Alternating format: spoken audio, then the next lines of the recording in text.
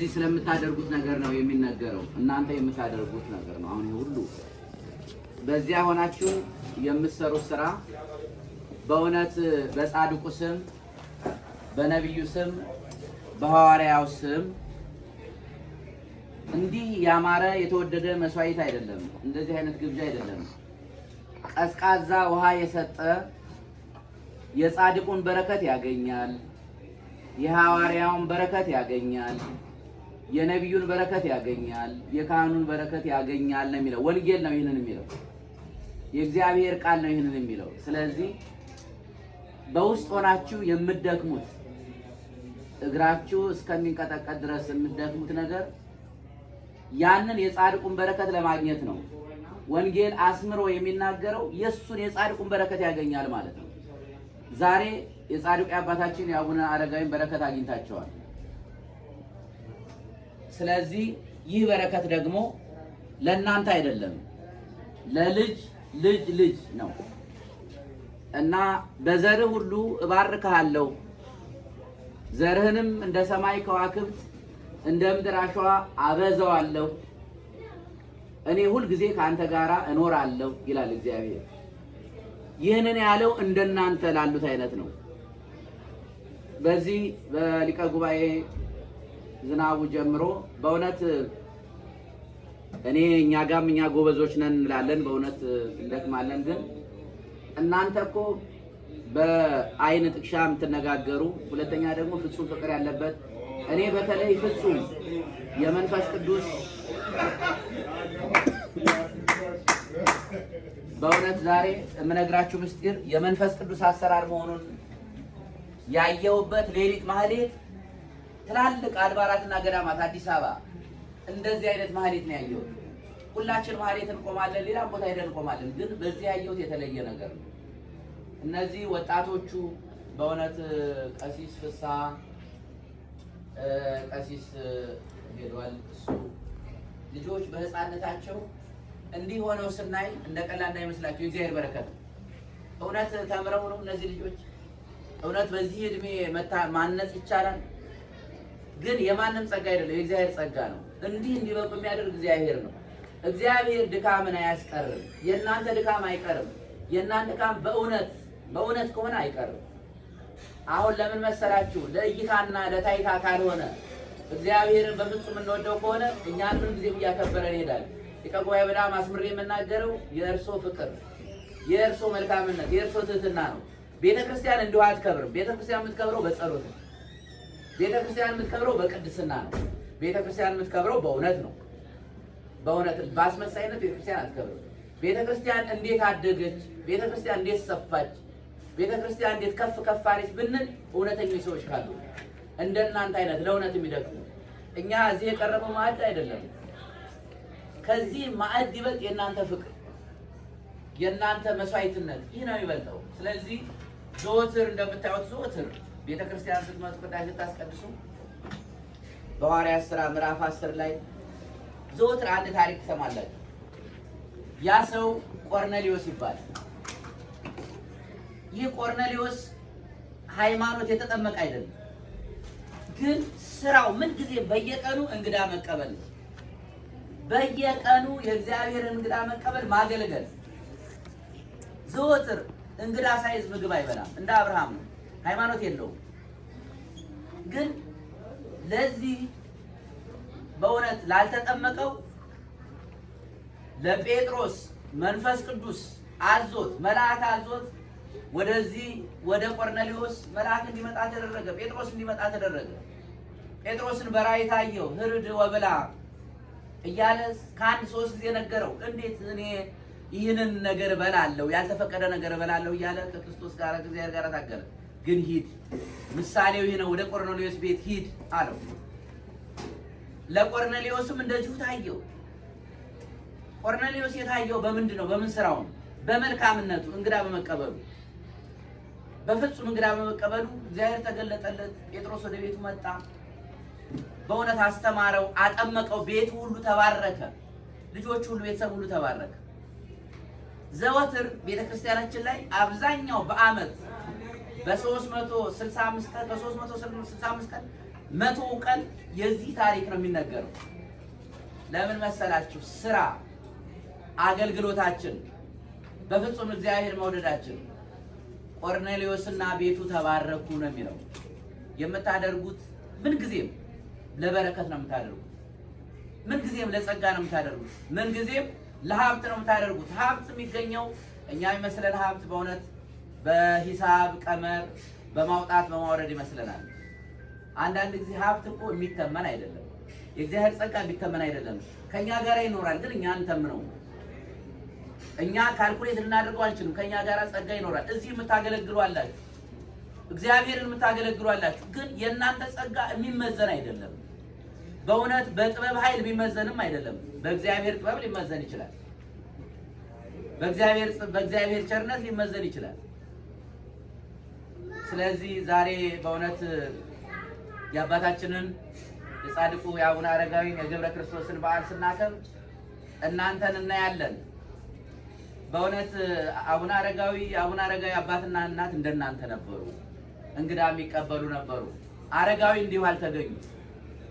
አረጋዊ ፍጹም እግዚአብሔር የሚወዱ ሰው፣ እንዲህ አይነት ታላቅ ሰው የተገኙት ከእንደናንተ አይነት ነው። እናንተ የምትወልዳቸው ልጆች እንደዚህ ነው የሚሆኑት። ቤተክርስቲያን ህፃናቱ ቆመው ማህሌት በሚደረግ ጊዜ እንደ ህፃናት አይሆኑም። ልክ ህፃናት ሆነው እንደ ትልቅ ነው የሚሆኑት። መጽሐፍ ምን የሚል መሰላችሁ? አኮ በሲበት አላ ባይምሮ ይላል። ምን ማለት ነው? ሰው በእውነት በመሸበት በመሸምገል አይደለም፣ በአይምሮ ታላቅነት በአይምሮ ትልቅነት ነው። አንዳንድ ጊዜ ያው እንደምታዩት በሽምግልና ሽማግሌ ሆነው የልጅ ስራ የሚሰሩ ስላሉ ማለት ነው። ህፃናት ሆነው ደግሞ የትልቅ ስራ የሚሰሩ ህፃናቱ ህፃናት ናቸው፣ ግን ማህሌት ሲቆሙ ልክ እንደ ትልቅ ሰው ሆነው የሚያገለግሉት።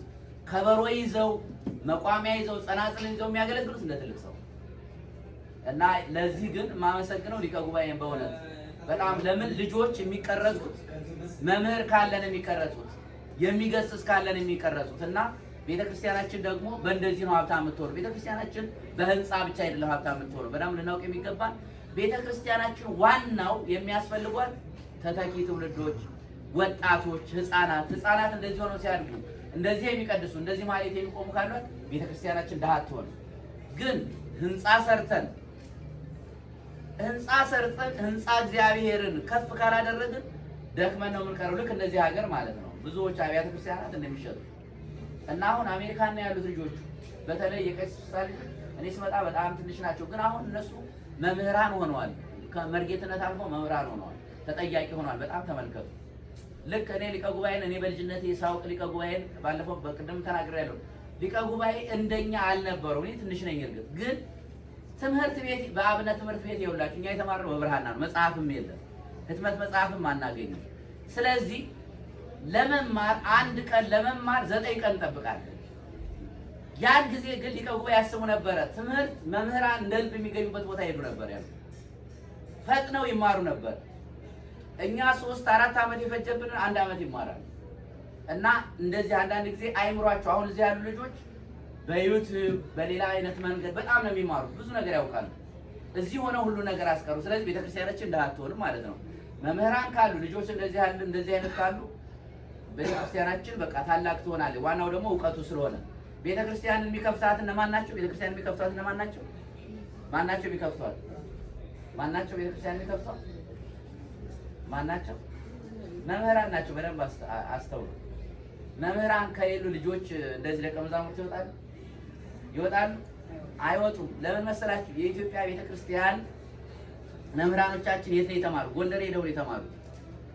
ጎንደር ለኢትዮጵያ ኦርቶዶክስ ተዋሕዶ ቤተክርስቲያን እውቀት ለማስተማር በዚያ ያሉት ሰዎች ሁሉ ትጋት ቢያደርጉ የኢትዮጵያ ቤተክርስቲያን ተዘጋ ነበረ። መምህራን ከየት ይመጣሉ? ያልተማረ ሰው ከሌለ ደግሞ ቤተክርስቲያን ምን ትሆናለች? ቤተክርስቲያን ትዘጋለች። ስለዚህ እነዚህ ልጆች አሁን ዘመኑ እንደምታዩት የሰለጠነ ዘመን ነው። እንግዲህ በብርሃና መማርና በእኛ እድሜ በብርሃና መማር እንኳን እንደዚህ በዩቲዩብ እንኳን እንደዚህ ወረቀት እንኳን እንደዚህ አይነት ነገር ሊኖር ቀርቶ በብርሃና በ9 ቀን 1 ቀን ነው የምንማረው። ዜማ ቤት ገብተን ጾመ ድጓ ስንማር በ9 ቀን 1 ቀን ነው የሚደርስ ለመማር ማለት ነው። ሌላ ቀን ቁጭ ብለን መመልከት ብቻ ነው። እንግዲህ ተራ በ9 ቀን ስለሚደርሰን ማለት እንደዚህ ነበረ ማለት ነው። አሁን ግን ዘመኑ እቤታችን ብዙ መምህራኖች እያየናቸው በእነሱ መማር እንችላለን። ዘመኑ የደረሰበት ተመልከቱ። እና ምን ያህል እንደተለወጠ በዚህ በ30 ዓመት ምን ያህል እንደተለወጠ። ስለዚህ ልጆች እዚሁ መምህራን አሉላቸው። እነሱ በንቃት አይምሯቸው ጥሩ ነው፣ ይማራሉ። ስለዚህ ቤተክርስቲያናችን ድሃ አትሆንም። ግን ቤተክርስቲያናችን ደግሞ እንደናንተ አይነት ጠንካራ ሰዎች ያስፈልጓታል። ፍቅር ያላቸው ለቤተክርስቲያን የሚተጉ ለቤተክርስቲያን የሚደግፉ በፍጹምነት። ለምን መሰላችሁ? ፍጹምነትና ፍቅር ካለ ቤተክርስቲያናችን ታድጋለች። እናንተ ደግሞ ማየት ያለባችሁ ቤተክርስቲያን ብዙ ያልተገለጡ ሰዎች አሏት። ቤተክርስቲያን ብዙ የማይናገሩ በጽሞና ያሉ ሰዎች አሏት። ሚዲያ ላይ ያሉትን የሚጮሁትን አትመልከቱ። እነርሱ ብዙውን ጊዜ ወይን ወደ አብነት ትምህርት ቤት ያልሄዱ ሊሆኑ ይችላሉ። ቤተክርስቲያን ብዙውን ነገር እውነት ሰው እንኳን ሲወርቅ ደብቃ ይዛ አስተምራ በንስሐ እንዲመላለስ አድርጋ ነው ቤተክርስቲያን የምትመልሰው። የቤተክርስቲያን ጠባይ ይህ ነው። ቤተክርስቲያን በአደባባይ እኛ ቤተክርስቲያን በአደባባይ ዝም ብላ ለማንኛውም ነገር የምትጮህ አይደለችም። ስለዚህ የምታዩትን ነገር ሁሉ እንዲሁ ደግሞ ስለ ቤተክርስቲያን ደግሞ እናውቃለን ብለው የሚጮሁትን ሁሉ አትመልከቱ። እንደ ሊቀ ጉባኤ ዝናቡ አይነት ፍጹም በፍቅር የሚያገለግል እንደነዚህ አይነትን ሰዎች ማየት ነው። ቤተክርስቲያን ከሲኖዶስ ጀምራችሁ ከፓትርያርኩ ጀምራችሁ ስታዩ ብዙዎቹ ይናገራሉ፣ ብዙዎቹ ይጮሃሉ፣ በጸሎት ይደክማሉ፣ ያገለግላሉ። መምህራኖቻችን አንድ ቀን በእውነት ለእይታ ቀርበው ያውቁ፣ ግን ያገለግላሉ ቤተክርስቲያን። በጸሎታቸው በእውቀታቸው ያገለግላሉ ቤተክርስቲያን። አሁን ዘመን እንደምታየው ዘመን ብዙ ነገር ያሳየናል። ዘመን አንዳንድ ጊዜ አሁን ምን የሚባል አነጋገር አለ መሰላችሁ? አዋቂዎችና ታዋቂዎች የተለያዩ ሰዎች ናቸው። አዋቂዎች ሰዎች ብዙውን ጊዜ ተሸፍነው ነው ያሉት። እውቅና ያላቸው ሰዎች ደግሞ ምን መሰላችሁ? በአደባባይ ዝም ብለው ብዙ ነገር ሲናገሩ ነው የሚሉት። ስለዚህ እኛ ክርስቲያኖች ምን መሆን አለብን? ሁሉን መርምሩ ነው አይደል የተባለው? ሁሉን መርምሩ፣ ሁሉን ይዩ፣ ነገር ግን መልካሙን ነገር መርጣችሁ ያዙ ነው የተባለው። መልካሙን ነገር መርጣችሁ ልትይዙ ያስፈልጋል። ቤተክርስቲያናችን ብዙ ሰዎች አሏት፣ ብዙ ሊቃውንት አሏት። ብዙ እንደናንተ አይነት ደግሞ መልካም ሰዎች ቤተክርስቲያን የሚያገለግሉ ሰዎች አሏትና በእውነት ዛሬ በዚህ ያየሁት ሁላችን ባለንበት ቤተክርስቲያን እንድታድግ እንደክማለን፣ እንጥራለን። ግን እናንተ ጋር ደግሞ ስናይ በፍጹም የተለየ ነው። ልጆችን ስናይ በጣም ደስ ብሎናል። እንደ ቤተክርስቲያን ልጅነታችን እጅግ ደስ ብሎናልና በእውነት የቅዱሳን በረከት ጸጋ ከእናንተ ጋር ይሁን። በድካማችሁ ሁሉ እግዚአብሔር ዋጋውን ይክፈላችሁ። እንግዲህ ሁላችንም በእውነት የቅዱሳን አባቶቻችን ጸጋ በረከት ተካፋዮች ለመሆን የመጣን ሁላችን አገልጋዮች ነን፣ ሁላችን ባሪያዎች ነን። ስለዚህ እናንተ ደከማችሁ፣ እኛ ቤተ መቅደስ ደግሞ እግዚአብሔርን አገለገልን።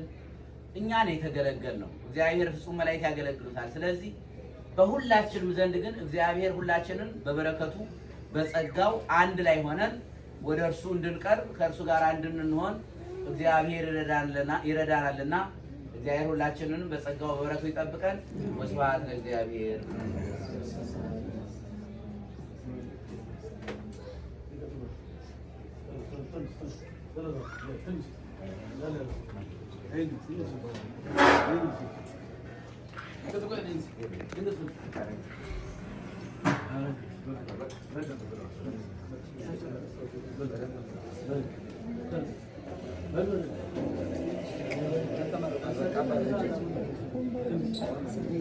የሚያዛት ፈለግሽ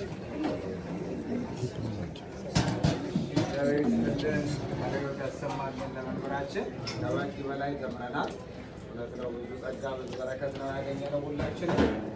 እግዚአብሔር አምላክ ያገኘነውን ጸጋ ለበረከት ያርግልን፣ ያስፈጽመን፣ ልጆቻችንን ያሳድግልን፣ መምህራኖቻችንን በዚህ በጸጋ ይጠብቅልን። ዛሬ ያደረሰን አምላክ እግዚአብሔር አምላክ ደግሞ ዛሬ ዓመት አድርሶን እንደዚሁ ተሰብስበን እግዚአብሔርን እንድናመሰግን ከጻድቁ በረከት እንድንሳተፍ አምላካችን ይርዳን። እግዚአብሔር ይስጥልን። አሁን ወደ ሰማይ